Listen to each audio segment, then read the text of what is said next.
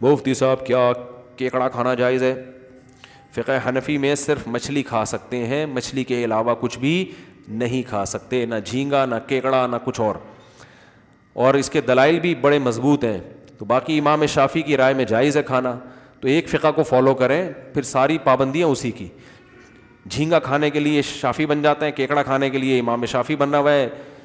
اور جب خون نکلتا ہے باڈی سے یا کسی بچی کو ہاتھ لگایا تو کہتے ہیں امام شافعی کے, خون نکلا باڈی سے تو اب کہتے ہیں امام شافعی کے ہاں وضو نہیں ٹوٹتا.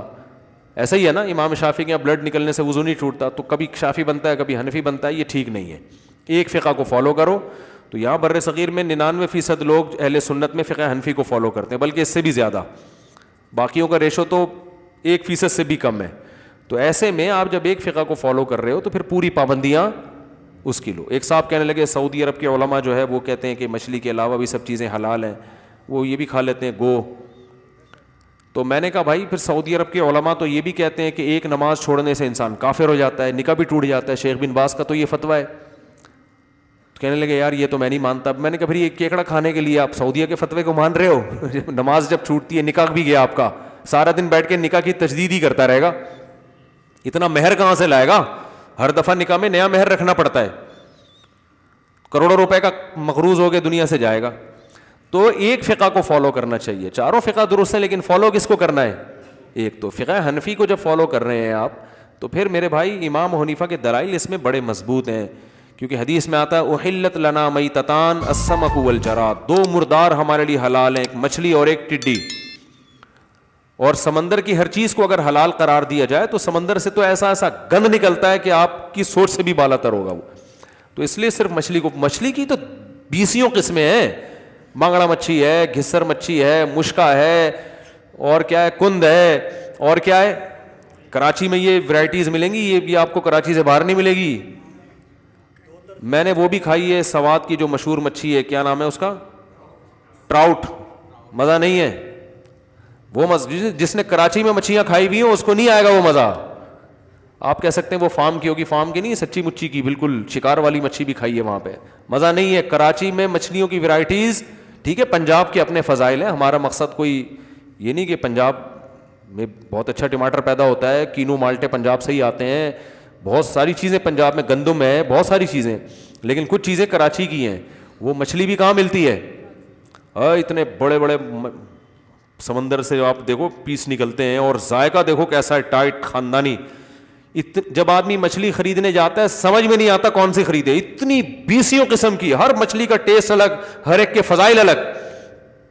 گھسر مچھی سالن پکانے کے کام آتی ہے, اس میں آئل ہوتا ہے, الگ سے آئل ڈالنے کی ضرورت بول لو بھائی نہیں.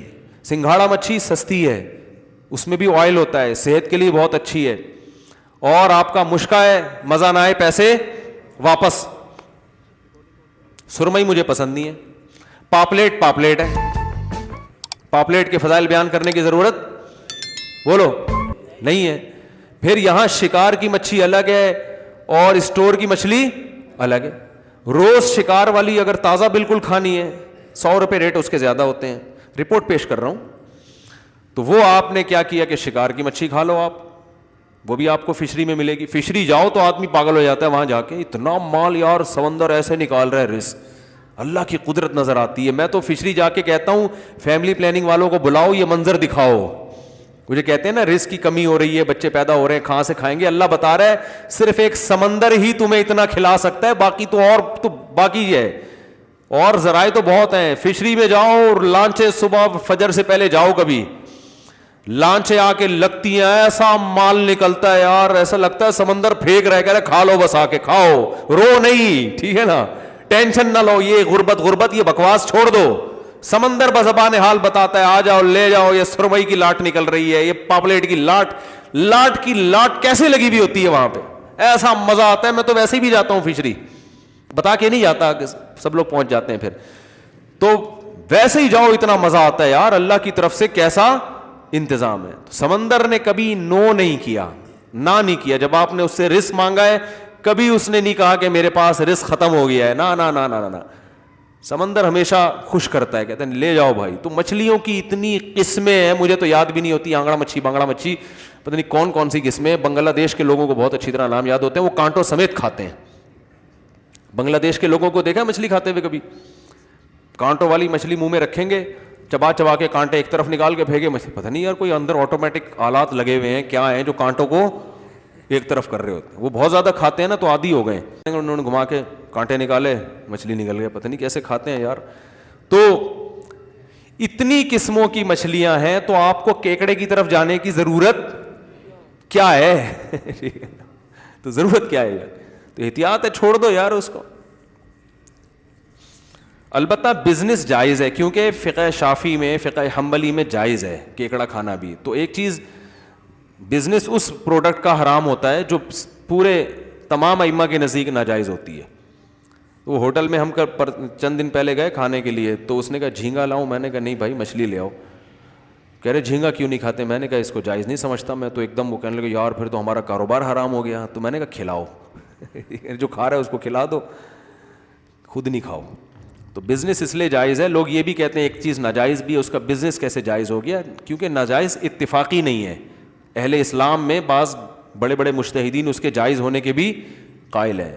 تو اگر ایسا حرام ہوتا نا جیسے کتے بلی ہوتے ہیں, تو پھر تو بزنس بھی جائز نہیں ہوتا.